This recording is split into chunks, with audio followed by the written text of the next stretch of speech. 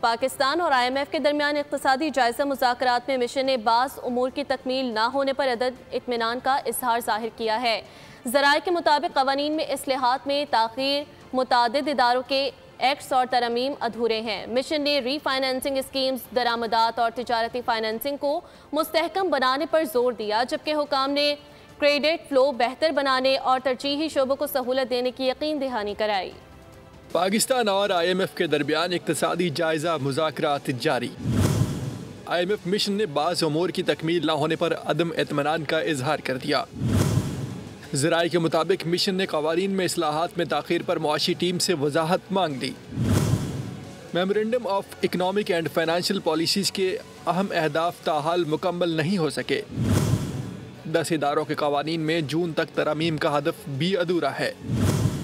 Port Qasim authority act اور Gwadar port ordinance میں ترمیم مکمل نہیں ہو سکی۔ KPT ایکٹ 1980 پر قانون سازی بھی تاخیر کا شکار ہے۔ Pakistan telecom reorganization act میں ترمیم کا مسودہ بھی سامنے نہیں آ سکا۔ State life insurance nationalization order اب بھی زیر غور ہے۔ وابڈا ایکٹ اور پاکستان ریلوے ایکٹ 1890 سے متعلق اہداف پر مشاورت جاری ہے۔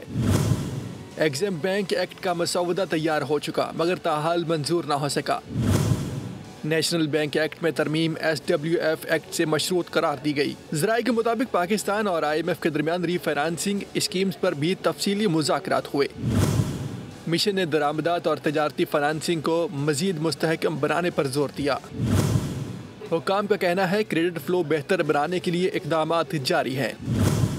حکومت نے ترجیحی شعبوں کو سہولت فراہم کرنے کی یقین دہانی کروا دی۔ سبسکرائب کریں اور بیل دبائیں تاکہ کوئی خبر رہ نہ جائے۔